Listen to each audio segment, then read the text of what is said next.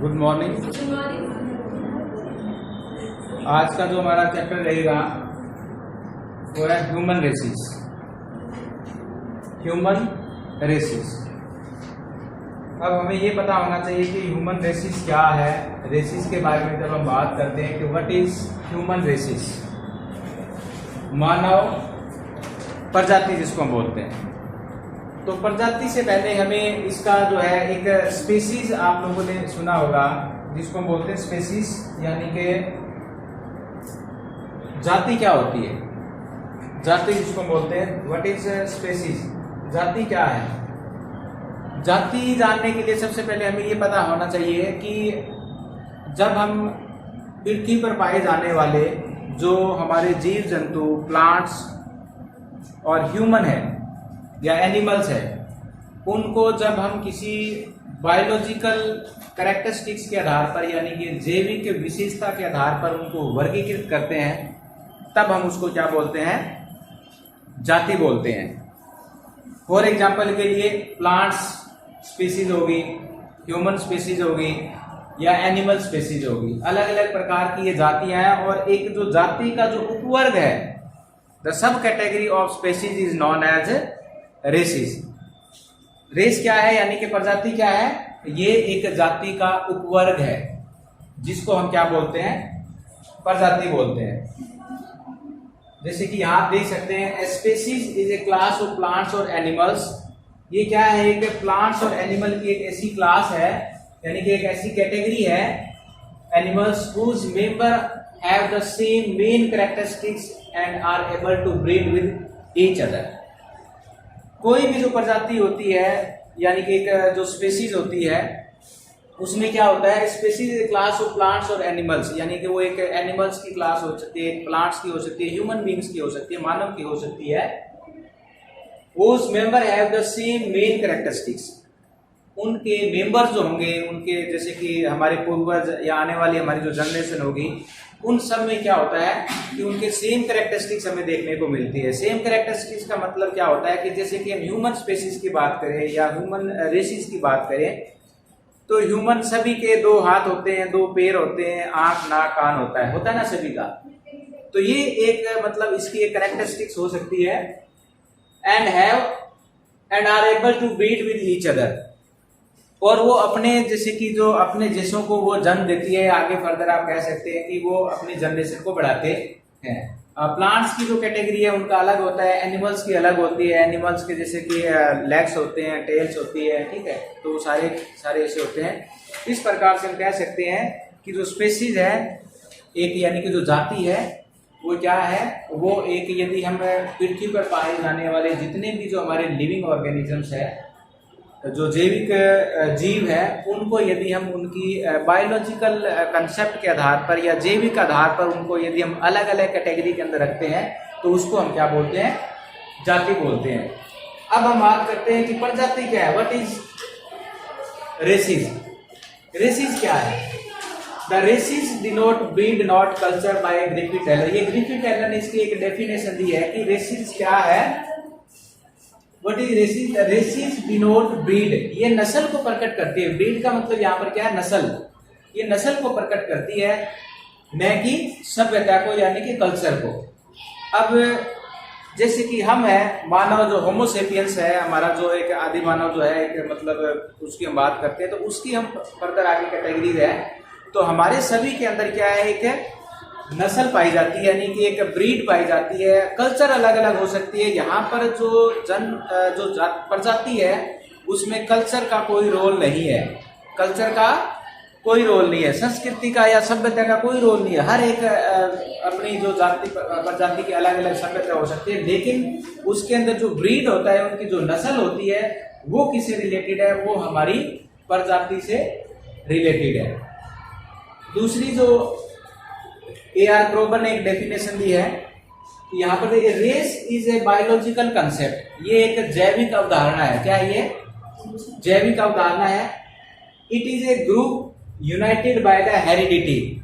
वो एक ऐसा ग्रुप है, एक ऐसा समूह है जो वंशानुक्रम के द्वारा जो है एक दूसरे से बंधा हुआ है। हमारे जो जीन्स है वो हमारे पेरेंट्स से हमें मिले, हमारे आगे नई जनरेशन के अंदर ट्रांसफर हो गए। तो जीन्स के द्वारा हेरिडिटी जो होती है, यानी कि वंश के अनुसार हमारे के अंदर जो परिवर्तन आता है, या हम कई बार आप लोग बात करते हैं ना कि हम किसी के पेरेंट्स को नहीं देखा है या उसके बच्चे को नहीं देखा है, पेरेंट्स को देखा है तो उसका बच्चे को देखकर हम पहचान लेते हैं कि ये उस पेरेंट्स का बच्चा हो सकता है, क्योंकि उनके जीन और उसके पेरेंट्स के जीन आपस में एक दूसरे से मिलते हैं, तभी हमारी उस प्रकार की जो है कैरेक्टरिस्टिक्स हमारी उसमें बनती है, हमारी नस्ल भी उसी प्रकार से बनती है।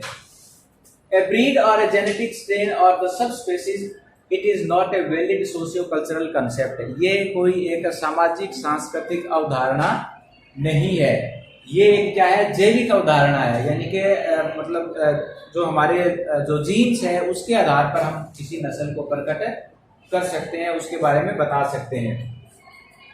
तो यहाँ नेक्स्ट चलते हैं, आप ये देख सकते हैं, ठीक है, अलग अलग जो ह्यूमंस की कैटेगरी है, सभी के अंदर जो है धीरे धीरे क्या है, सबसे पहले जो ह्यूमंस आया है वो है, ये देखिए, ऑस्ट्रोपिथेटिक, ठीक है, उसके बाद में फिर होमो हिबिलियंस, होमो इरेक्टस और होमो निएंडरथल, और उसके बाद में लास्ट जो कैटेगरी है होमो सेपियंस, ठीक है, आदि मानव, यानी कि सबसे लास्ट कैटेगरी है। इसके बाद में फिर जो है आगे धीरे धीरे इसके अंदर परिवर्तन होता गया।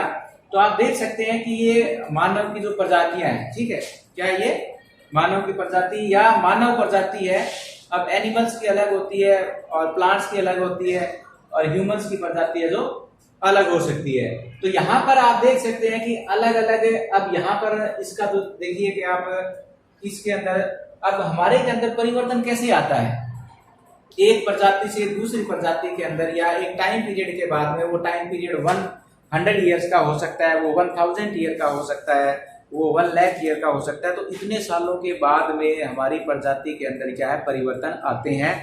तो परिवर्तन वो किस रूप में आते हैं, वो अलग अलग क्लाइमेटिक कंडीशन में रहने के कारण उसमें परिवर्तन आते हैं। तो पहले देखिए हमारे यहाँ पर इसके अंदर इसका आप देख सकते हैं जो सिफेलिक इंडेक्स है, सर का जो आकार इसका हम देख सकते हैं, इसका जो जबड़ा बाहर निकला हुआ है, इसका लंबा, अब यहाँ पर इसका धीरे धीरे जो है आकार छोटा होता गया। अब यहाँ देखिए, इधर में देखिए, और यहाँ इसका जो हाइट देखिए, यहाँ इसकी हाइट छोटी थी, यहाँ इसकी बड़ी हो गई। तो इस प्रकार से एक मतलब जो प्रजाति होती है उसमें एक लंबे टाइम पीरियड के बाद में हमें परिवर्तन देखने को मिलता है और उसमें कुछ न कुछ इम्प्रूवमेंट चलती रहती है।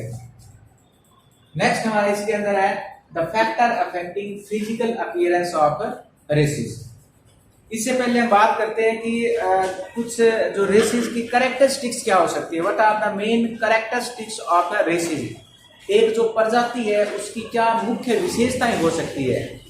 मुख्य विशेषताओं में बात करें तो सबसे पहले आती है इसके अंदर कि ये एक बायोलॉजिकल कंसेप्ट है, ये एक जैविक अवधारणा है। क्या है? जैविक अवधारणा। दूसरा इसके अंदर आता है कि हर एक प्रजाति को जब हम उसको आइडेंटिफाई करते हैं, उसको निर्धारित करते हैं, तो निर्धारण के पीछे उसके कुछ फैक्टर्स होते हैं, जैसे कि उनका स्किन का कलर है, आंखों की बनावट है, या हेयर टेक्सचर है, बालों की बनावट है। ये कुछ कंपोनेंट्स होते हैं, एलिमेंट्स होते हैं, जिसके आधार पर हम उस प्रजाति को आइडेंटिफाई करते हैं। अब तीसरी इसमें आती है कि एक प्रजाति के अंदर एक लंबे समय के बाद उसमें परिवर्तन होता है। क्या होता है? परिवर्तन। हमारे जो पूर्वज के पूर्वज थे, आज से यदि हम 100 साल पहले की बात करें, आने वाले 100 सालों की बात करें, तो क्या आने वाले 100 साल में जो हमारी जो जनरेशन होगी और जो पहले हमारे जो पूर्वज थे, क्या उनका आपस में मेल होगा? नहीं, क्योंकि एक लंबे समय पीरियड के बाद में हम अलग अलग क्लाइमेट में रहने से उसमें अलग अलग प्रकार के जो चेंजेस आते हैं और वो चेंजेस फिर हमें जो अलग एक मतलब ब्रीड में कन्वर्ट कर देते हैं। इसके बाद में हम बात करते हैं इसके यहाँ पर factor affecting physical appearance of races. यानी फिजिकल अपीयरेंस का मतलब होता है कि हम जब किसी एक प्रजाति को देखते हैं, किसी आदमी को देखते हैं, तो देखने से ही हमें क्या है, उसमें कुछ जो दिखाई देता है, मतलब उसका बाहरी जो आवरण हमें दिखाई देता है, फिजिकल अपीयरेंस दिखाई देता है। उस फिजिकल अपीयरेंस के पीछे कुछ फैक्टर्स काम करते हैं। ठीक है, किसी की हाइट बड़ी हो सकती है, किसी का कलर जो है व्हाइट हो सकता है, किसी के हेयर जो है वेवी हो सकते हैं, किसी के जो है वुली हो सकते हैं, ठीक है।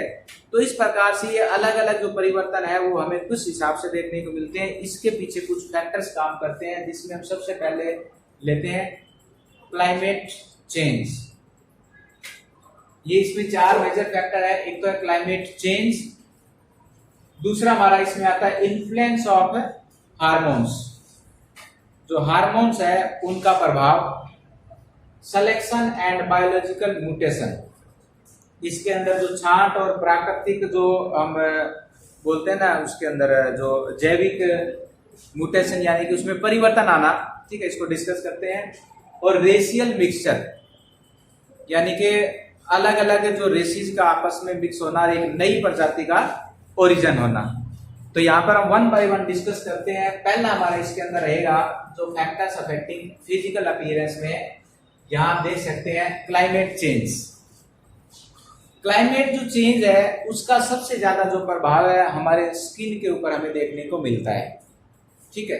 आप यहाँ पर अलग अलग प्रकार की पिक्चर्स ये देख रहे हैं, तो आप लोगों में कुछ इसमें डिफरेंस लग रहा है, ठीक है। स्किन का जो कलर है, एक तो ये इसके अंदर डिफरेंस हमें देखने को मिलता है, ठीक है।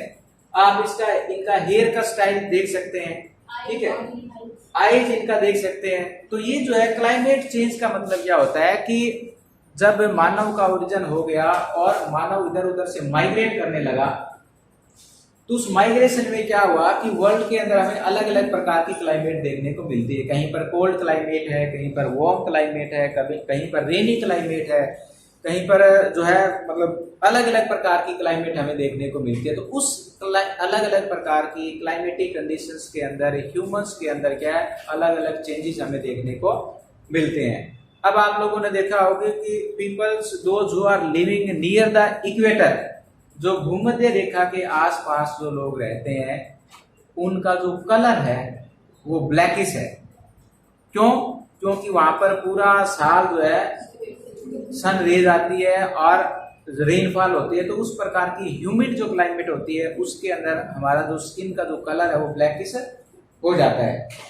इसके साथ में those who are living in the mountainous और इन द कोल्ड रीजन्स, वहां पर उसका जो स्किन का कलर के ऊपर इतना इफेक्ट है नहीं पड़ता। ये स्किन का कलर ये नहीं है कि कुछ दिनों में ही चेंज आ सकता है या कुछ महीनों में, इसके लिए सालों लगते हैं, ठीक है। अब ये जो इस प्रकार की जो हम पिक्चर्स देख रहे हैं या इनका जो स्किन का कलर देख रहे हैं, आप किसी ठंडे एरिया के अंदर जाकर रहने लग जाते हैं तो कई सालों के बाद जो है वो आपका जो स्किन का जो कलर है वो चेंज हो सकता है, क्योंकि इसके अंदर जो इसका एक मैग्नीशियम नाम का जो एक जो केमिकल्स है, ठीक है, तो वो ज्यादा एक्टिव होता है गर्मियों के अंदर, जिसकी वजह से हमारी जो त्वचा है वो काली हो जाती है। तो इस काली त्वचा के कारण जो है, क्योंकि इसके अंदर ज्यादातर ये यहाँ पर एक बताता हूँ कि तो उसकी वजह से जो है जो ज्यादा टेम्परेचर रिसीव होने की वजह से वो ज्यादा एक्टिव हो जाता है, और एक्टिव होने से फिर क्या होता है, हमारी स्किन का जो कलर है वो अलग हो जाता है। नेक्स्ट हमारा इसमें आप देख सकते हैं influence of hormones. Influence of hormones, hormones actually में एक प्रकार का जो केमिकल्स होता है हमारी बॉडी के अंदर, जिसकी जो मतलब जहां पर जो अलग अलग क्लाइमेट्स के अंदर वो अलग अलग एक्टिव होता है। तो इसके पीछे यदि मैं आपको बताऊं कि यदि ये कुछ केमिकल्स जो एलिमेंट्स होते हैं जो हमारी बॉडी में कुछ परिवर्तन लाते हैं, कुछ चेंजेस लाते हैं, तो उसमें सबसे पहले यदि बात करूं कि जो पीयूष ग्रंथ जो ग्रंथि है, पिट्यूटरी ग्लैंड्स है, यदि वो अधिक एक्टिव हो जाती है तो इससे क्या होता है कि जो कॉकेशियन प्रजाति के जो लोग हैं उनकी हाइट जो है वो बढ़ जाती है पिट्यूटरी ग्लैंड्स के कारण, यानी कि जो उसकी हाइट बढ़ जाती है। और यदि वो इनएक्टिव रहे, ठीक है, थायराइड्स ग्लैंड्स जो यदि इनएक्टिव रहे, यदि वो निष्क्रिय रहती है, तो हाइट जो है छोटी रहती है और जबड़ा बाहर निकल कर आ सकता है। इसी प्रकार से एक इसके अंदर हमारा और एड्रिनल जो ग्लैंड्स है, एड्रिनल ग्लैंड्स, वो हमारे स्किन के कलर को प्रभावित करता है। तो ये जो अलग अलग जो हार्मोन्स है वो अलग अलग क्लाइमेटिक कंडीशंस के अंदर एक्टिव होते हैं, ठीक है, तो जिसकी वजह से हमारी हाइट के अंदर हमारे स्किन कलर के ऊपर या हमारा जो स्टेचर है, ठीक है, उसके ऊपर इसका प्रभाव हमें देखने को मिलता है। तो यहां पर आप देख सकते हैं इन्फ्लुएंस ऑफ हार्मोन्स का। नेक्स्ट हमारा इसके अंदर है selection and biological mutation. Selection और बायोलॉजिकल म्यूटेशन, इसको बोलते हैं छांट और जैविक परिवर्तन। अब यहाँ छांट और जैविक परिवर्तन का नेक्स्ट है इसके अंदर रेशियल मिक्सचर। रेशियल मिक्सचर, दो रेसिस का आपस में मिक्सअप होना। तो यहाँ देखिए अलग अलग प्रकार के रेशियल मिक्सचर के आप देख सकते हैं, ठीक है। मान लीजिए ये जो पेरेंट्स हैं, ठीक है, तो इनकी औलाद ऐसे होगी, ठीक है। और कई बार हम देख सकते हैं कि क्योंकि जब रेसिस के अंदर माइग्रेशन हुआ तो माइग्रेशन में जो लोग अमेरिका रहते थे वो अफ्रीका आ गए, अफ्रीका वाले यूरोप चले गए, यूरोप वाले एशिया चले गए। इस प्रकार से रेशियल आपस में मिक्सर हुआ। और इसका सबसे बड़ा जो एग्जाम्पल है वो हमारा है मैरिज, ठीक है। तो जब दो अलग अलग रेशियल मिक्सर होता है तो उससे हमें एक नई प्रजाति, नई या जो जाति है वो देखने को मिलती है। तो यहाँ आप देख सकते हैं कि इधर से ये वाला जो है इसका कलर, यदि इनकी शादी होती है तो कलर इस प्रकार का हो जाएगा, व्हाइट तो व्हाइट, ठीक है। तो इस प्रकार से हम इसको समझ सकते हैं कि जो रेशियल जो मिक्सचर है वो किस प्रकार से हुआ है। दो अलग अलग जाति का आपस में मिलन हुआ, ठीक है। और ट्रांसफर के दौरान, ठीक है, या माइग्रेशन के दौरान जब हम अलग प्रजाति से मिलते हैं तो जो मिक्सअप होने से एक नई प्रजाति का ओरिजिन होता है, उसी को हम बोलते हैं रेशियल मिक्सचर, ठीक है। तो ये मिश्रित, जिसको हम बोल सकते हैं प्रजाति मिश्रण, ठीक है। नेक्स्ट इसके अंदर हम चलते हैं कि क्राइटेरिया ऑफ रेशियल क्लासिफिकेशन। जब हम रेसिस को क्लासिफाई करते हैं, उनको वर्गीकृत करते हैं, तो उसमें कुछ क्राइटेरिया है, ठीक है। वो क्राइटेरिया क्या है? वो दो प्रकार के क्राइटेरिया है भाई। पहला है, इसको हम बोलते हैं एक्सटर्नल फिजिकल कैरेक्टरिस्टिक्स, और दूसरा है हमारा इंटरनल फिजिकल कैरेक्टरिस्टिक्स। क्राइटेरिया दो प्रकार के हैं, एक तो जो हमें बाहर से दिखाई देता है, ठीक है, और एक जिसको हम देख नहीं पाते, ठीक है, एक हम जिसको देख नहीं पाते। तो यहां हम बात कर रहे हैं कि जो फिजिकल अपीयरेंस, जो एक्सटर्नल है बाहरी, उसके अंदर क्या आता है? उसके अंदर हम देख पाते हैं कलर ऑफ स्किन, चमड़ी का रंग देख सकते हैं, ठीक है। तो उसके आधार पर भी उसको हम क्लासिफाई कर सकते हैं। दूसरा हम देख सकते हैं इसमें हेयर टेक्सचर। हेयर टेक्सचर, अभी आपको मैं यहां बता देता हूं कि हेयर जो टेक्सचर है वो आप यहां ये देखिए, अलग अलग हेयर टेक्सचर आप देख रहे हैं ना। यहां इसका जो हेयर टेक्सचर है, ये देखिए, इसका हेयर जो टेक्सचर है वो अलग है, ठीक है, और इसका जो हेयर टेक्सचर है वो अलग है। यहां इसका अलग जो हेयर टेक्सचर वो अलग है, ठीक है। तो इसकी वजह से यानी कि हेयर का जो टेक्सचर है, वो हेयर को हम देखते ही पहचान लेते हैं, हम उसको देख सकते हैं, और उसी से हमें क्या है उस प्रजाति के बारे में या उसके लक्षणों के बारे में हम जानकारी ले सकते हैं। उसके बाद में फिर आता है स्ट्रेचर। स्ट्रेचर की यदि हम बात करें तो इसके अंदर आता है कद, ठीक है, हाइट। ये देखिए, किसी किसी प्रजाति के अंदर हाइट बड़ी होती है, कहीं पर हाइट छोटी होती है, कहीं मीडियम होती है। तो हाइट जो है इसको हम बोलते हैं स्ट्रेचर, यानी कि शरीर का जो कद है उसके आधार पर हम रेसिस का क्लासिफिकेशन कर सकते हैं, उसको क्राइटेरिया उसमें हम ले सकते हैं। उसके बाद में फिर आता है शेप ऑफ फेस, मुख की आकृति, ठीक है। जो हमारा जो मुख होता है, मुंह जो होता है, उसकी आकृति कैसी होती है, तो उसके आधार पर भी हम रेशियल क्लासिफिकेशन में कलर ऑफ आई, आई का कलर कैसा है, ठीक है, या उसका साइज कैसा है। ये कुछ ऐसे पॉइंट्स है जो हमें रेसिस के एक्सटर्नल फिजिकल कैरेक्टरिस्टिक्स से हमें इसके बारे में पता चलता है कि हम किसी रेसिस को यदि क्लासिफाई करें तो उसमें कौन कौन से फैक्टर्स काम कर सकते हैं। दूसरा हमारे इसमें आता है इंटरनल फिजिकल अपीयरेंस। इंटरनल जो हमारी बॉडी के अंदर है, जिसको हम बाहर से नहीं देख सकते। इसमें आता है जैसे कि क्रेनियल शेप, क्रेनियल कपाल धारिका बोलते हैं। कपाल हमारी ये जो खोपड़ी होती है ना, इसके अंदर की जो आकृति कैसी है, वो अलग अलग हो सकती है। नेजल शेप, नाक जो है इसका अंदर का जो क्राइटेरिया है, जो नेजल कैपेसिटी है वो अलग होती है। क्रेनियल कैपेसिटी, क्रेनियल कैपेसिटी इसको आगे जब हम डिस्कस करेंगे तो बताएंगे आपको कि जो हमारी ये जो कपाल यानी जो खोपड़ी है उसको नापने का तरीका है, उसको मतलब उसमें हम पानी डालकर तेल डालकर, ठीक है, नापेंगे, ठीक है। तो उससे फिर क्या है, हमें मान लिया हम अलग अलग रेसिस का मतलब यदि क्रेनियल लेते हैं और जो खोपड़ी को लेकर उसमें जो डालेंगे हम उस स्केलेटन के अंदर पानी, तो कितना पानी उसके अंदर स्टोर हो सकता है, तो उसके आधार पर हम उसको आइडेंटिफाई कर सकते हैं वो किस कैटेगरी का या किस प्रजाति का से उसका रिलेशन है। और फिर हमारा इसके अंदर आता है ब्लड ग्रुप, ठीक है। अलग अलग ब्लड ग्रुप्स के होते हैं, A positive, B positive, A B positive, negative, ठीक है। तो ये कुछ है इंटरनल फिजिकल अपीयरेंस। तो आने वाले लेक्चर्स के अंदर हम इसको पढ़ेंगे कि किस प्रकार से ये जो रेशियल क्लासिफिकेशन होता है उसके और जो क्या क्राइटेरिया है। ओके।